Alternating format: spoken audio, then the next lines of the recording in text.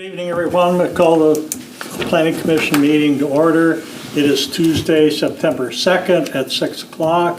Do a roll call. Steve? Here. Josh? Here. Kate? Here. Mike? Here. Dave? Here. And Bailey is excused. First item on the agenda is approve the Planning Commission's from August 8th. Motion to approve the August 8th, 2025 meeting minutes. Second it. Okay, we have a motion, a second to approve the August 8th Planning Commission minutes. Is there any discussion on the motion? Not. All those in favor say aye. Aye. Opposed? Okay. Next item on the agenda is public hearing. I'd like to make a motion to go into public hearing. Second. Okay, motion is second, go in public hearing. All those in favor say aye. Aye. Opposed? Okay. First item is the whole public hearing regarding adopting zoning map amendments, ordinance 0825, and ordinance to amend additions, city ordinance, chapter 635-13, establishment of districts. Matt? Thank you, Mayor. So last meeting, you guys approved the text amendments, so those amendments were then approved by City Council. So what we're asking for tonight is now that those text amendments are formally in place and approved, going and changing the actual zoning map in the district. So the map before you basically kind of highlights the areas that are being changed. Before, all these areas were zoned high density, but with the text amendments being changed now, these areas in light orange, I believe, are going to be medium density here, and then the area just, including this building and our surrounding area, would be high density. So those would be, that would include City Hall, Police Station, and then the actual Housing Authority land. So basically, the ordinance that's before you also then formally adds the medium density to City Code, and that's what ordinance 08-25 is doing, because right now we have all that in that section, ordinance 635-13, I believe it is, has all the zoning districts labeled, so we're adding medium density and then renumbering all of them so that they make sense. So with that, basically we're asking for you to hold the public hearing and then consider approval of the zoning map amendments and then consider recommendation of approval for ordinance 08-25 for council to consider. So I'll turn it over to Plan Commission for comments or any questions. It's the exact same thing we've been discussing, correct? Yep. Okay.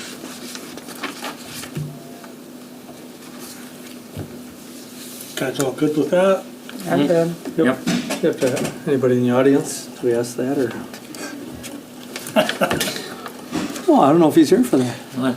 Trevor's here for the next item. I figured Trevor. that. Motion to close public hearing. Second. All those in favor say aye. Aye. Opposed? Okay. Motion to, recommend approval of ordinance 0825, ordinance amending in addition to city ordinance chapter 635-13, establishing of districts. And second. Okay, we have a motion, a second to approve ordinance 0825. Is there any discussion on the motion? Not. All those in favor say aye. Aye. Opposed? Okay, thank you. So now we got to open a public hearing for the map amendment. No, we had the public hearing for both, so if you want to look. A motion to approve the map amendment for the city of Prescott zoning map. Second. Okay, motion, a second to approve the zoning map amendments. Any discussion on the motion?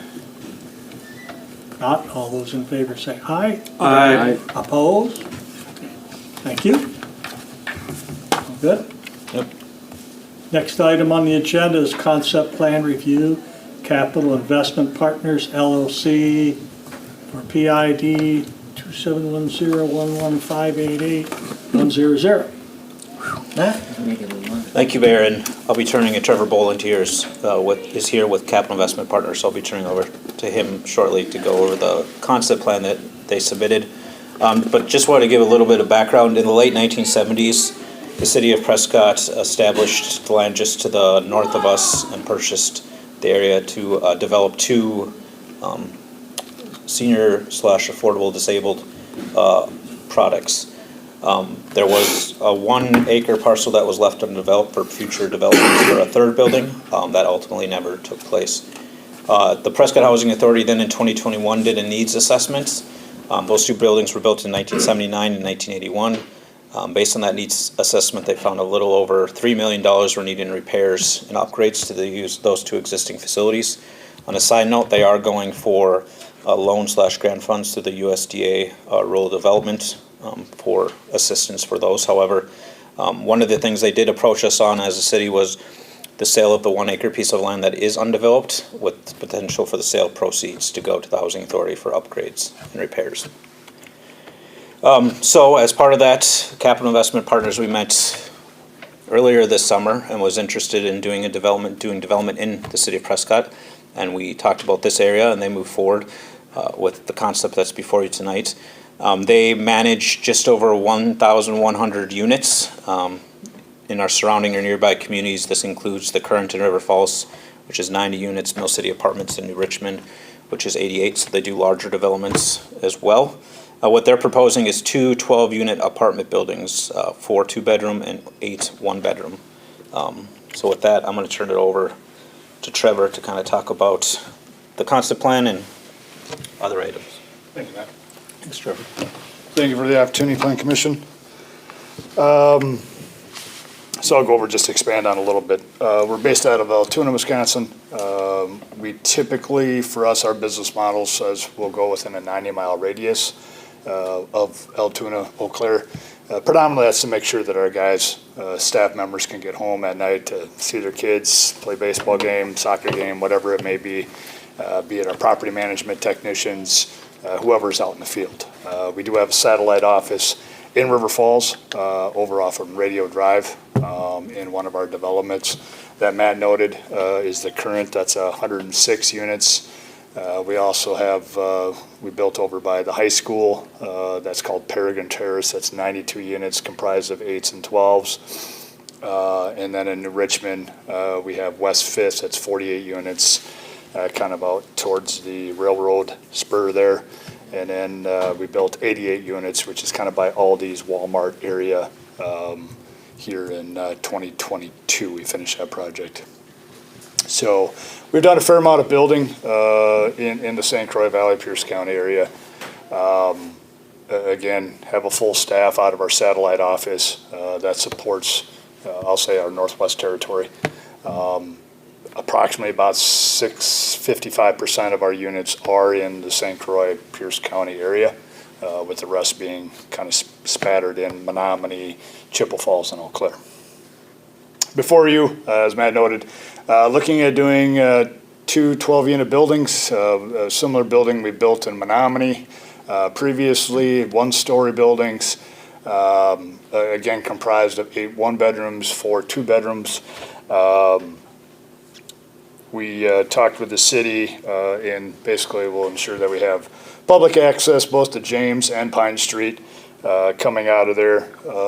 Discussion point, as it is owned by the Public Housing Authority, of doing 55+ low income, which is defined as 80% per HUD, 80% or less of your average median income, and affordable, again, which is defined as 30% of someone's disposable income for rent. I think we check all the boxes as in that regards. We're looking at approximately 1.06 acres, plus or minus maybe 0.03, somewhere in there. The guys just finished up today, actually the civil just finished up today, the calculations on the stormwater, so we'll have that. It's all going to be, in previous water will all be contained on premise. Typical, and I apologize, I should have brought exterior finishes for you guys so you can kind of see the quality of work. That's my bad. I'll make sure I bring that to the next October Planning Commission so you can see exterior and interior finishes.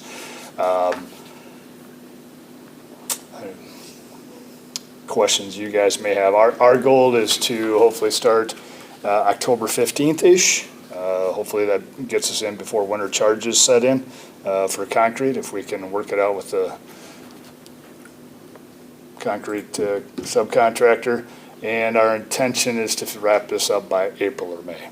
So this should be a fairly quick build-out for us, for all intents and purposes. Questions you may have for me? Does the sale go through you? No. We basically, one of the first steps is working with you. We have tentative, just kind of verbal, worked out with the Public Housing Authority. And then we will go into getting the developer's agreement and consummate the sale with the Housing Authority. So I have a little bit more stuff I can present, then I'll turn it over to them if that works for you guys. Yeah. Let you guys ask Trevor more questions too as they come up. Per Trevor's point, what are the things that the Prescott Housing Authority is requesting because of their goal is to create senior and affordable housing, specifically looking at developing a senior 55-plus development. Again, as Trevor mentioned, 30%. The one thing that it should be noted is the city of Prescott is part of the Minneapolis-St. Paul metropolitan area for HUD. So when we look at affordable housing, we're using their income limits.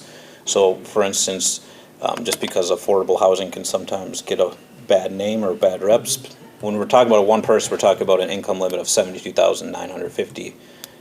Two people, $83,400. So we're talking about rent limits at $1,824 and $2,085, and it goes. I'm not going to go through all the list, but it goes up and so on and so forth. So one of the things that we are considering and looking at, and in discussions with Capital Investment Partners, is using our affordable housing fund that we established in 2021 for some assistance as they're taking on the risk of developing a senior housing, which obviously that cuts a large segment of your potential marketability out of that. So we're also reviewing our options, as one of the concerns is what happens if Trevor and his team can't get the units up rented fully leased within a certain amount of time, since they are limited to 55 plus. So what are our options and the time frame when we look at that? Well, what does that mean? Like, what So- options would you have? So for instance, if he's got 12, if Capital Investment has 12 units per building, and then 4 or 5 of them are sitting there, can't get anybody 55 plus to rent them, if there's a certain amount of times where that 55 plus requirement drops off, and then it's open for anybody 18 plus. So. The other thing that has come up, since this is a parcel owned by the city, it does require, and it was dedicated to the Housing Authority, it does require Housing Authority, Plan Commission, and Council approval. So if this concept plan moves forward, the next meeting we're asking you for an actual recommendation to bring to council for if you approve the sale of this land. Additionally, one of the things that we're working through is the concept plan does include a portion of this right-of-way that is dedicated for James Street. However, James Street is a dead-end street, and we have 3 private parcels and a water tower in between that and Dexter Street, so there's no opportunity that we could ever extend James Street. So what is the process that we're currently reviewing, and how we can incorporate that in part of this concept plan development. Then some other things, as Trevor mentioned, there is a stormwater pond, so that would require additional land, which the Housing Authority has reviewed to include that portion of land. Utilities, there is no water main along Pine Street, so they would be extending off James Street, which requires DNR approval. Sewer would be connected off Pine Street, which there is no DNR approval since it is right there. One of the things, and I haven't talked to this about with Capital Investment and Trevor himself, but one of the things that we may want to consider is looping the water and dead ending it off Pine Street. That would be a city expense, but long term, if we do run water all the way down Pine Street, which really ultimately we should at some point in time, we can loop the whole area to provide better water pressure and water service. There's no water main going through Pine Street? There is not. Surprised that. So next steps, if approved, the concept plan, the October Plan Commission would be site plan approval. We'd have a development agreement, recommendation of sale of public land. We'd have a certified survey map, and then possible, depending on what is determined with that James Street, vacation of right-of-way if it's required. So with that, we'll turn over to questions either for myself or Trevor. See you guys. Trevor, approximately what kind of, I know the amounts were there where you could max. What are you thinking that you're gonna be asking for rent for a 1 or 2? Could you come up to the podium, please? So we I'm can- sorry about that. My apologies. We're gonna be $300 to $400 less than across the river, so I'm we're estimating around 1410 to 1610 is what we're For looking at. one. What are you thinking on a two? 1610. 16, yeah. Matt, you said something about stormwater, he would need to use some of the housing authority's land there in that one corner to hold Yeah. stormwater, Right right? there. That's what. Yep, that's what I was wondering, okay. So this area right down here. Yeah, it's kind of hard to see on your, it's good on I guess I didn't get that far paper. down. And then looping the water. What else did I have? So what expenses does that affordable housing loan allow? Affordable housing loan. Well, that TIF money Oh, the affordable housing fund that we have. fund, yep. What is Is that, what's the only- allowed, what expenses are allowed? Per state statute, as long as 75% of it goes towards any housing that is 30% of one's income or less. And this meets that.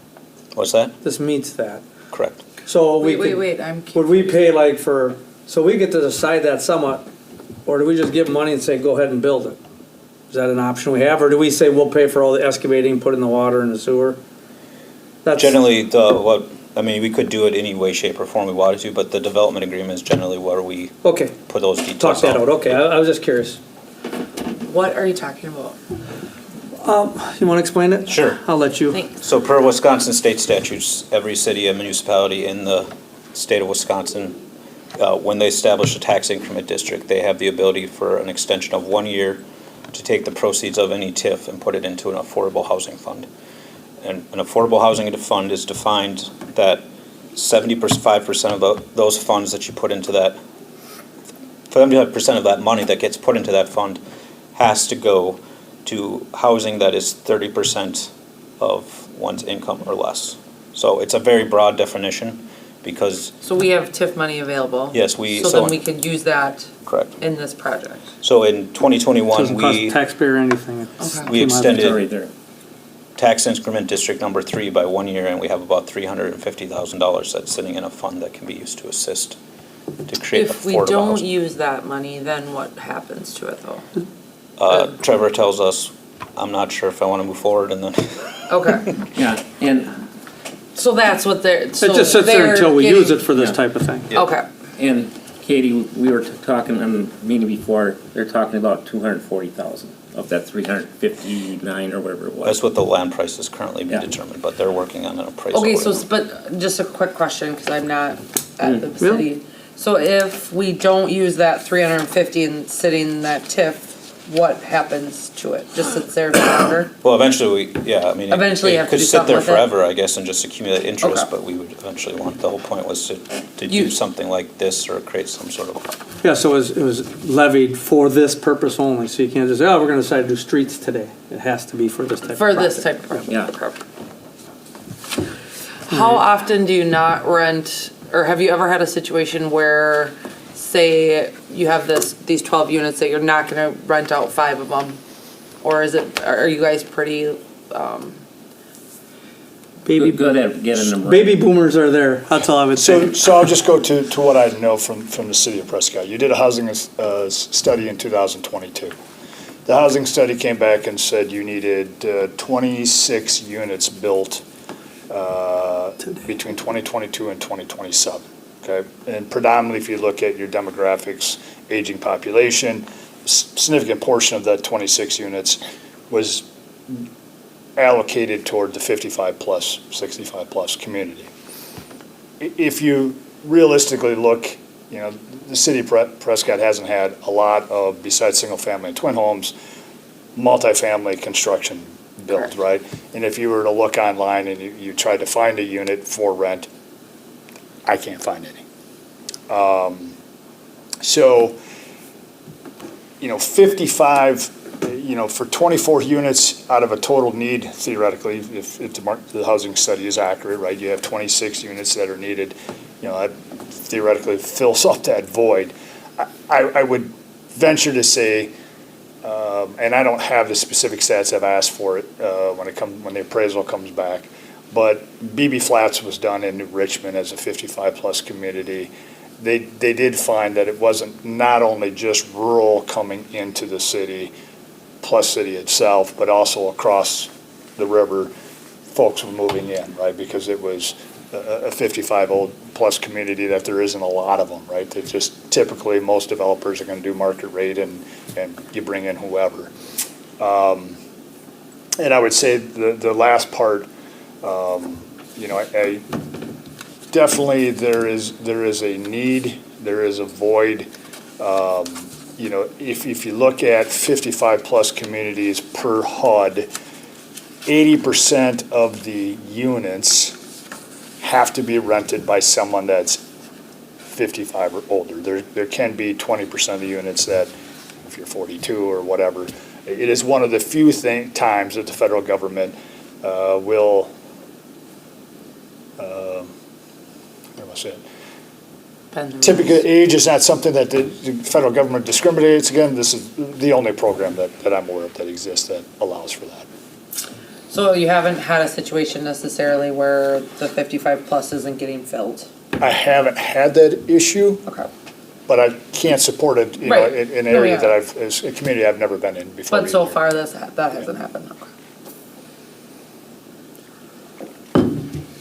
There was mention that if you don't fill the units within a certain amount of time, you can rent them to anyone. Is this set up to be a long-term senior living facility, or is it Let's not use the word senior living facility, let's or use 55 plus. if that's 55 okay. plus? Yeah.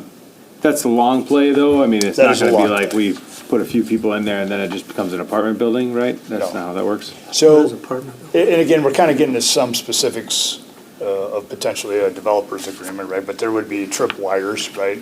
That, you know, not only at lease sale, but also at renewal, certain timelines that we would have to achieve of going, hey, you're going to open and market this as a 55 plus community.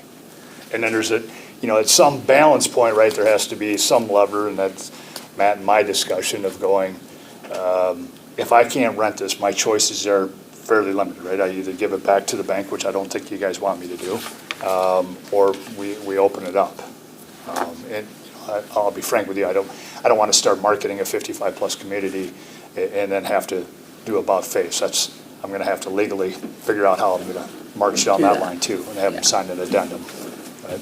So, the most impactful will be at lease up, right? Because probably once you're in, you're likely going to stay longer than our average typical tenant. Sure. Yeah, they're not looking to move up to the next level, they're coming back down to take life easy. Matt, we don't have to worry about green space? Currently, within the concept plan, it is about 69%, and the limit is 70%, so 69% So we're gonna impervious. be all right. Parking will be fine? Yes. Matt asked that question about green space. I'm a building inspector, so Yeah, I probably remember. inspected some I of your remember. buildings. Inspected some of yours, I'm pretty sure. I would like to see the drawings. I know you said you'd bring them next time, or the renderings. Yep. Any questions you may have? I'd make a motion to recommend that this go to the council and approve the concept plan for, Well, no, it comes back to us. I don't know, but the concept goes to council, they say yes, then he can come back with Oh, Okay, got it. more detailed Got it. plans that we'll approve and say, yeah, okay, you can build that one. I'll second Dave's motion. Do we have a motion and a second to approve the concept plan? Move to council. Any more discussion on the motion? Not all those in favor say aye. Aye. Opposed? Okay, thank you. I don't know if I can say one more comment. I just, Yeah, go ahead. I will say this as a developer. Matt and city staff and you guys, planning commission, have been fantastic. I mean, this is a fairly tight, I tell my team, we're not talking about weeks that you guys have to not hit your deadlines. We have days, right, in order to get in October 15th. And the city staff has been really good to work with, so. Do you think to that's make it a fluid realistic? process, so just want to. Do you think that's realistic for you guys, the October 15th date? If everything passes and, Well, that's 6 weeks they got. oof. Ain't much. Oh, that's not much. Thank you.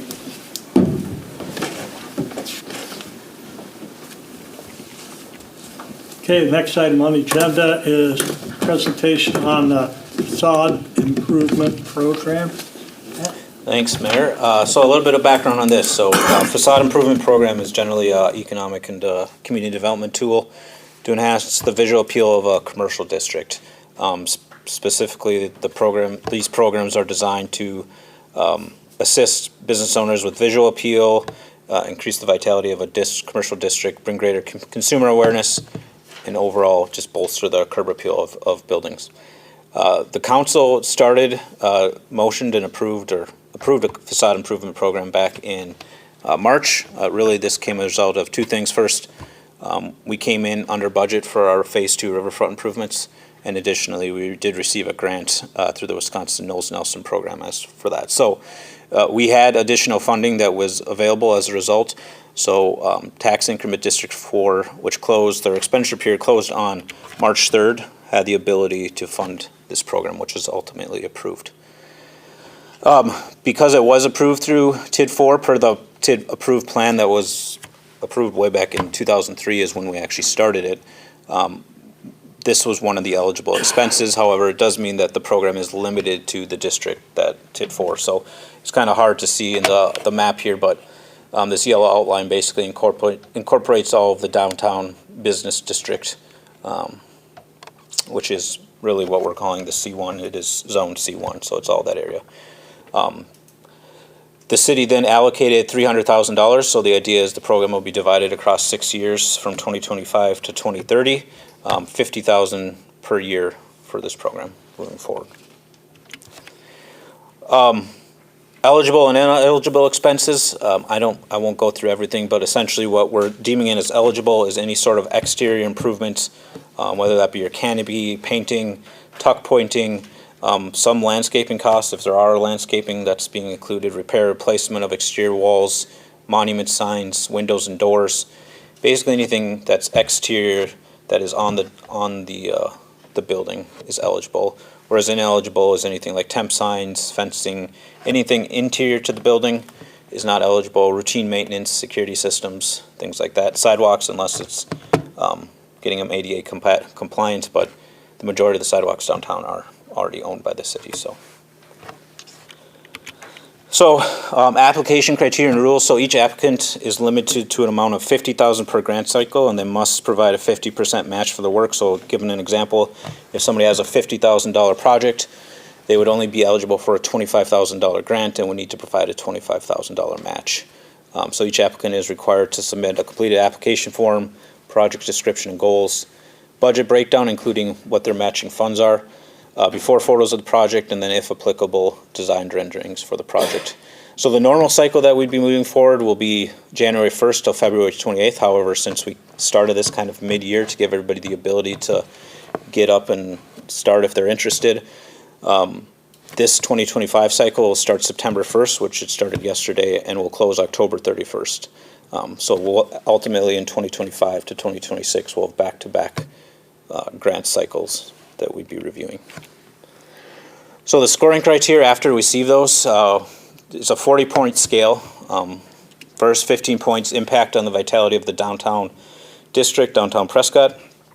Impact, then 15 points to the impact of the aesthetic character of the downtown in Prescott. 5 points for the economic impact. Basically, does it demonstrate that private investment in the building beyond the grant funding, and then 5 points to show that you're ready. Basically, you can demonstrate that you have the funds that you are required to match there and readily available.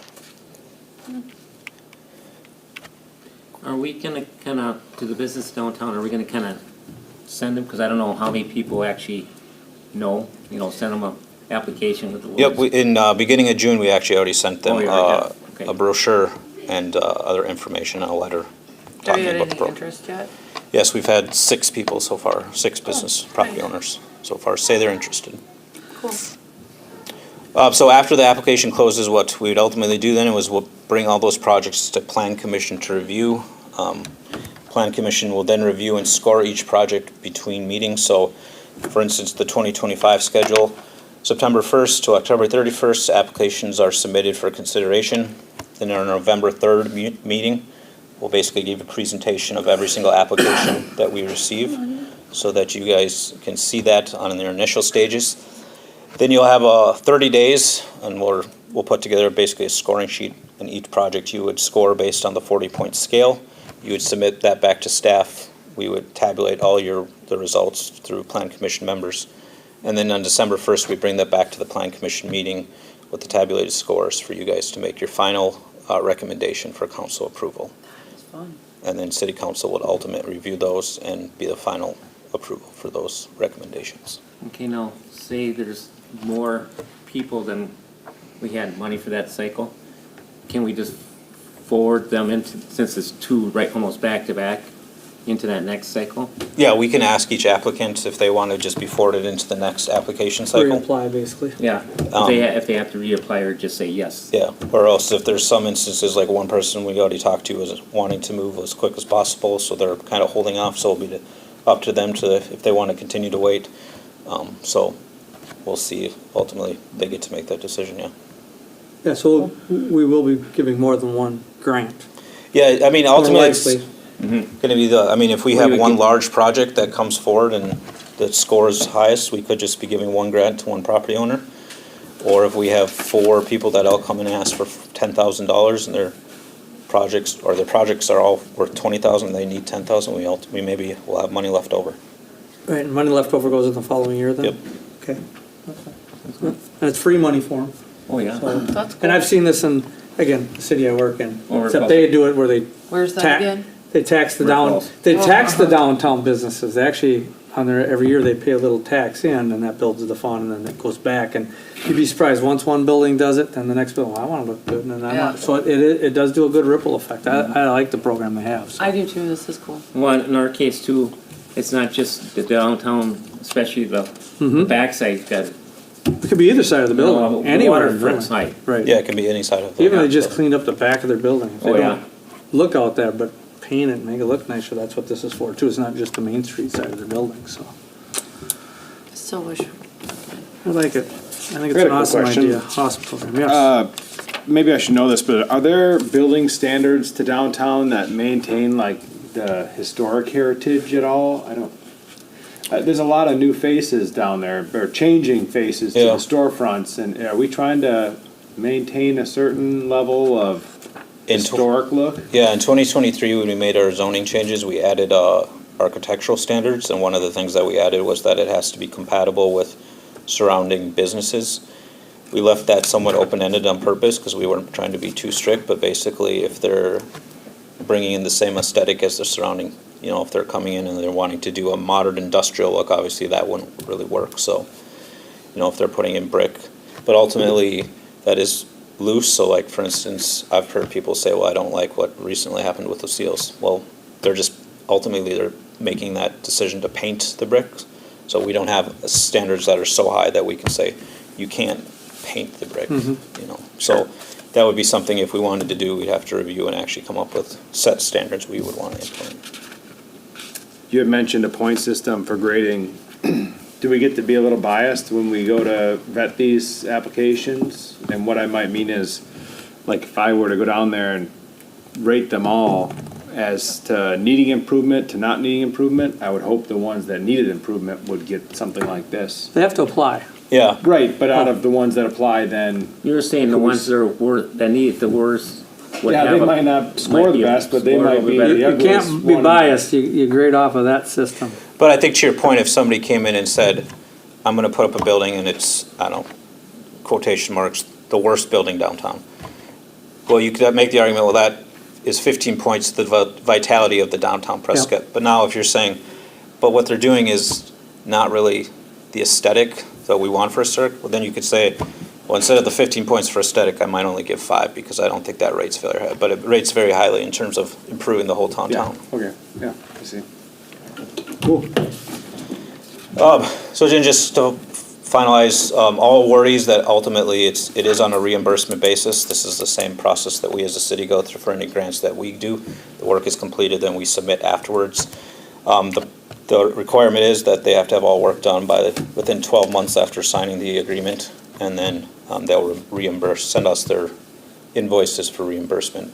And then we are requiring an annual report be given for the first 2 years following finalization of the project to just talk about what successes, challenges, and overall feedback from the project and the program altogether. So with that, I'll turn it over to you guys for more comments or questions. Basically, we want to make sure that It's great. you guys get an overview of this before November shows up and we're talking about it. Oh, that's exciting. We'll move forward. Do we need a motion for that? No, but this was just more of a presentation. Is this our Thank you, meeting Matt. tonight? Oh, that's nice.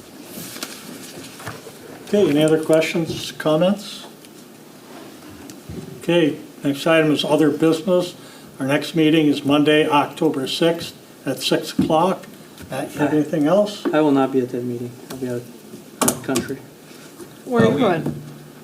on the 6th. We will have two items for sure. Foley is looking at doing expansion, so their site plan review will be on that agenda as well as assuming the concept plan approved by council. will What's the, have- what's the first one? Foley, LLC, which is in our business They're in park, is addition. looking at doing an expansion, so they just submitted so they'll have a site plan review at the next meeting Nice. as well as capital investments. And then we'll be continuing our comp plan review. Okay, Motion to adjourn? Second, we have a motion and a second to adjourn. All those in favor say aye. Aye. Opposed? Okay, we're done. Bailey, they're doing.